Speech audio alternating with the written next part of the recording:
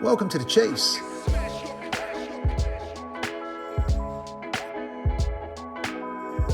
The Chiefs is a Whiteark podcast aimed at specifically giving you an insight into what makes great leaders and entrepreneurs in a variety of organisations tick.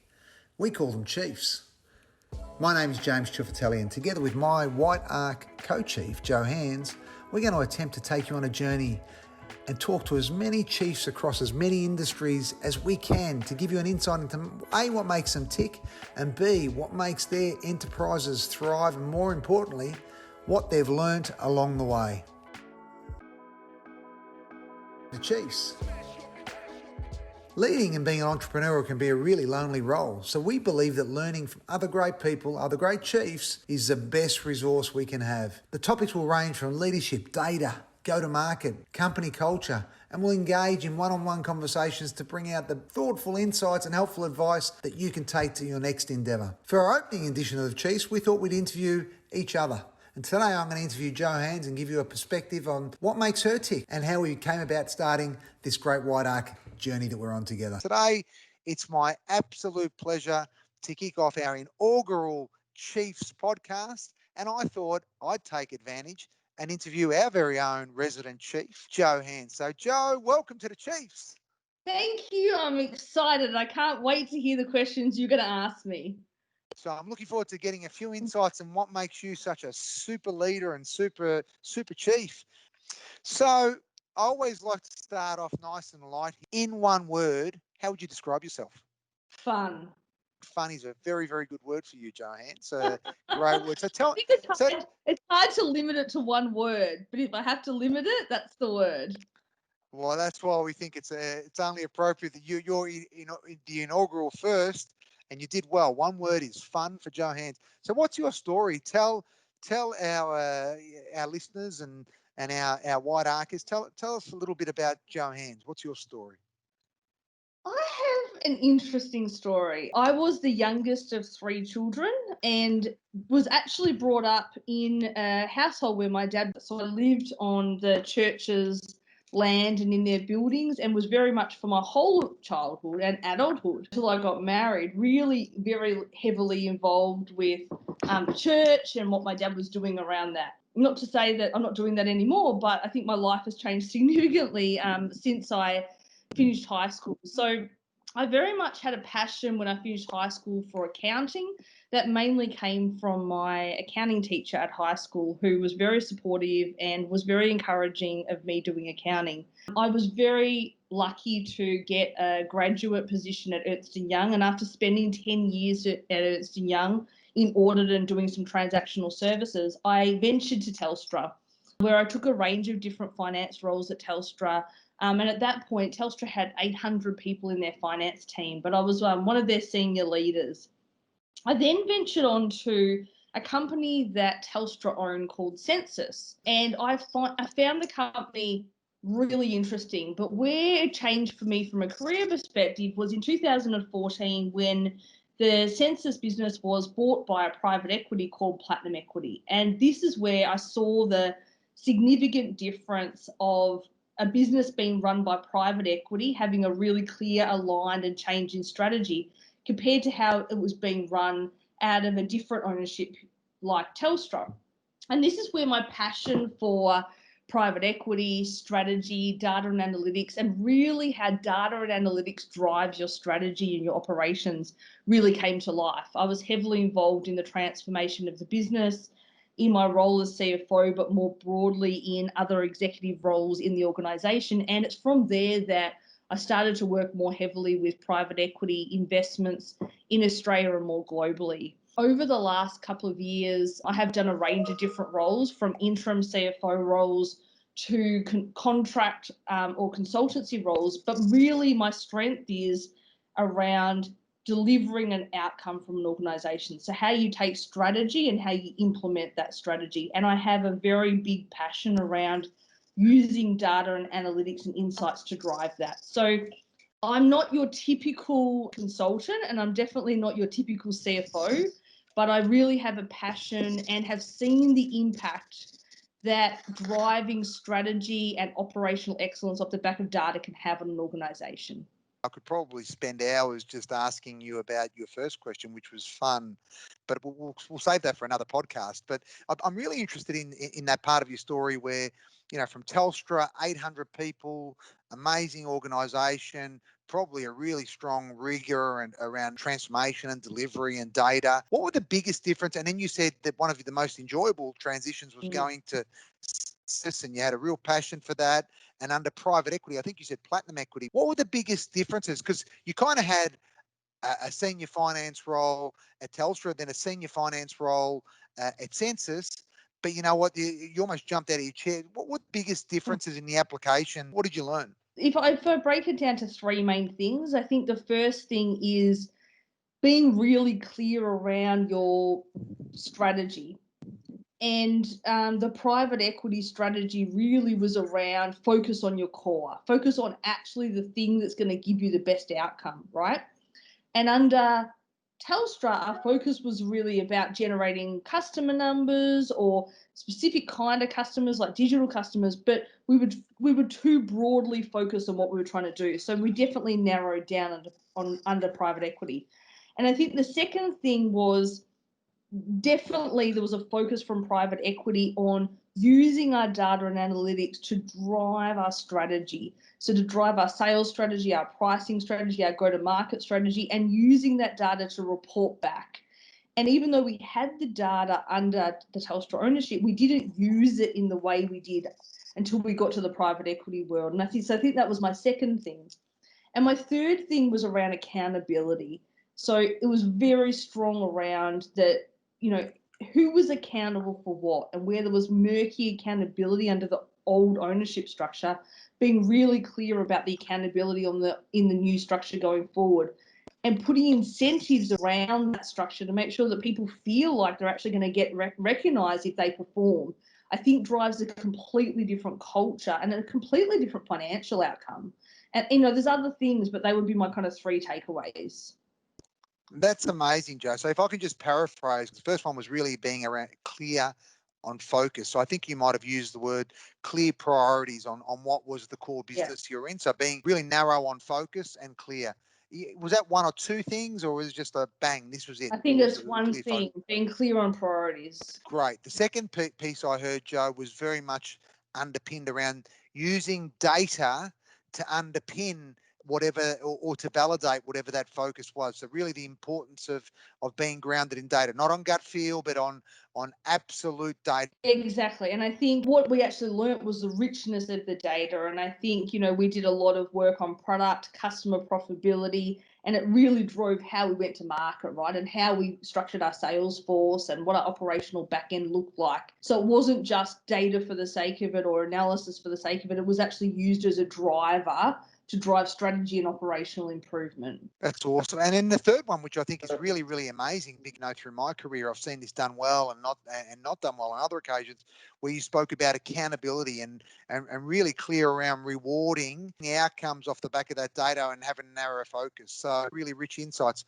Narrow the focus, use data to really underpin and validate that focus, and then put people on point and make sure they're accountable. Three really, really rich bits of information. Thank you. Having met some of your team and what have you, you are a leader in every sense of the word. So, people who have worked for you, who I know, absolutely loved working for you. So I'd love to know from your perspective, what makes a great leader? What's important to you in the context of leading a team? I think that I'm one of these people has every textbook under the sun about leadership, and I read a lot of books and I listen to a lot of podcasts, but I think it's experience that's probably got me to the point where I continue to learn and develop what works and what doesn't work. But for me, I think there's probably three key things.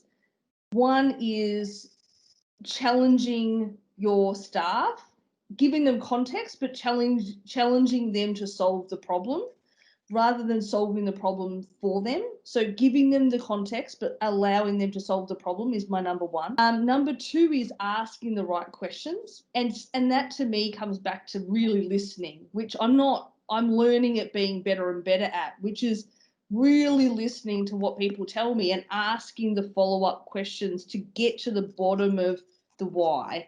And the third thing in my mind, which is I think something that gets missed a lot, is actually actioning things.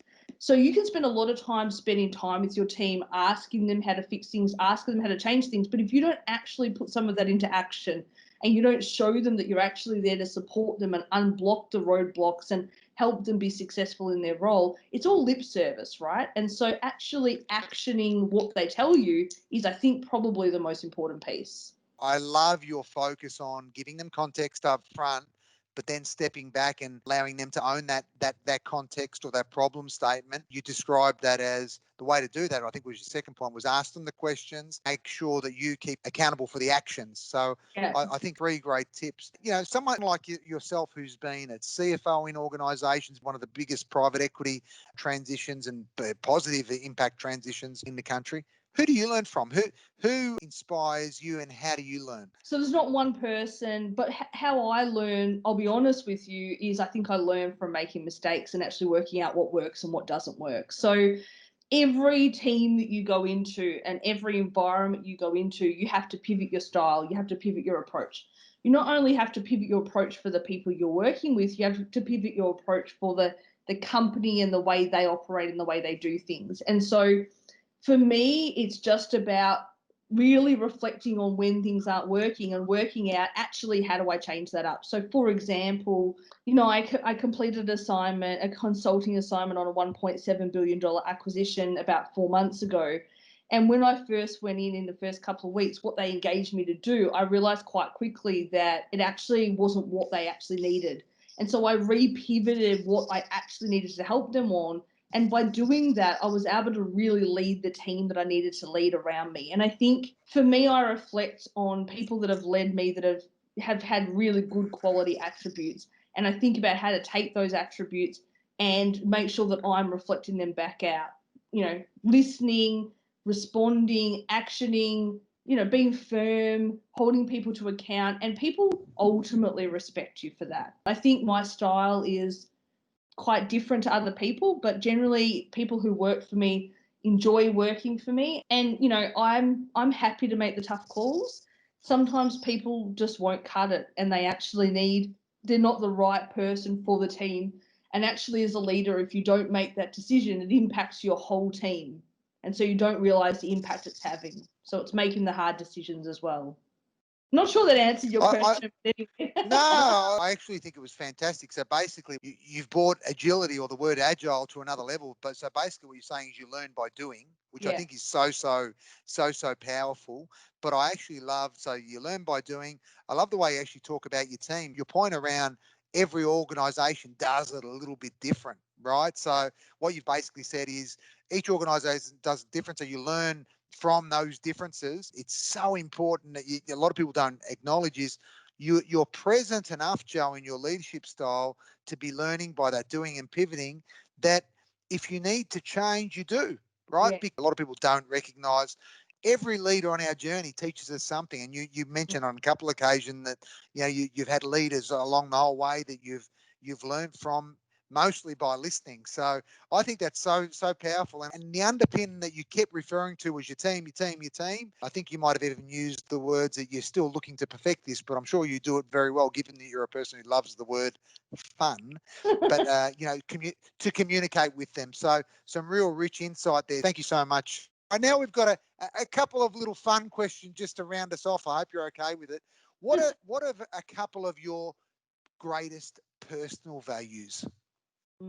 That's good. That's a good question. I think connection for me is, I did the Brene Brown Dare to Lead program earlier in the year, which was actually a fantastic program. And she always says you shouldn't have too many values, and I had struggled to get mine down. But connection, how I connect with people, I connect with my friends, my family, my clients, that is something that's really valuable to me. The second thing is achievement. So you can call it whatever word you want, but in whatever I decide to do in my life, whether it's personal or it's professional, I want to make sure that I achieve, right? That I'm successful, that I deliver what I say I'm going to deliver. And for me, that, the kind of personality type I am, that is really important to me, right? I'm very big about you make promises, you make commitments, and you follow through on those promises and those commitments. And I think underlying integrity, yes, it's a value that's thrown around a lot. A lot of people say it, but I very much am someone who's true to my word. I do believe and want to operate and work with people who have integrity. It's something that's been, brought in really in my value stream from how I was brought up with my dad and what he really valued, which was he really valued that kind of integrity piece and people who have integrity. So that would be, there's a lot of values I've got, but they would be my kind of top three. I love it. So connection, achievement, and integrity. I love, again, it's underpinned by people. I think in connection you spoke about your family, your friends, your colleagues. Very much people oriented. Achievement you spoke about earlier around accountability and making sure the delivery of outcome. And I love the integrity piece, right? Doing what you say you're going to do. So good on you. So now you've started Whiteark. Talk to me about Whiteark and how that came about and what you hope to achieve in this next chapter. Well, I have a really cool co-founder called Ciuffetelli. The chuff. Sure. He doesn't take drugs, but or not that I know of. Well, we can organise anything, Joe. Just Codral, some Panadol. You know what? I think one of the big things when you're sitting in a CFO or an executive role in an organization is getting people in who can understand the problem and help you execute it. And so many companies these days get consulting help in and they do these beautiful PowerPoint packs, but they don't actually help execute the results. And that difficulty is in the execution. And the statistics show that, over 80% of executions are not successful. And so over 80% of transformation programs aren't successful. And so our difference is actually we're here to actually implement and help you implement and execute your plan. And that's actually the hardest bit, but that's our sweet spot. That's actually where we add a lot of value. So we're going to bring the data and the analysis. And I think that that's completely underrated in a lot of the consultancy work.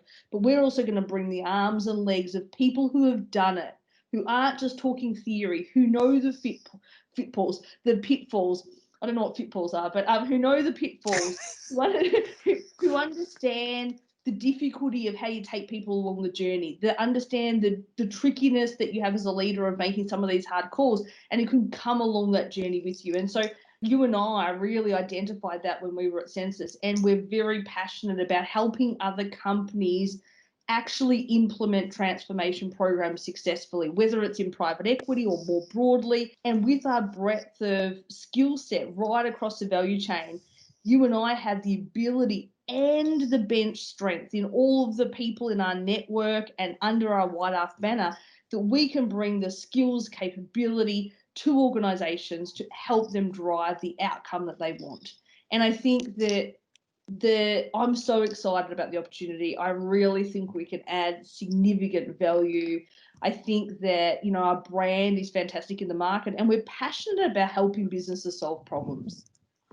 You know what, Joe? I think you said that we're going to put you in charge of business development. That was beautiful. But can I tell you what really resonates for me? And we're absolutely locked in at the hip here on this one is good strategy that just falls down when it goes to execution. And some of that falls down because the strategy, for all the right intent, gets to market in the way that needs to get to market, or people aren't accountable in the way they need to be accountable, or rewards aren't aligned, or we missed a piece of data. So I think bring that strategy and align it with execution. So look, I wish you all the great success in the world, and myself, of course, for Whiteark. A couple of silly questions. What's your favourite animal? So a dolphin.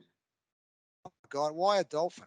Oh, you have to Google it, but it relates to sexual stuff. But you told me I'm not allowed to talk about sexual stuff on the podcast. Yeah. So this is a very clean podcast, but okay. So anyone who's interested in knowing any more about why Jo loves dolphins, directly message her. Spare about 4 hours, and she'll give you a response.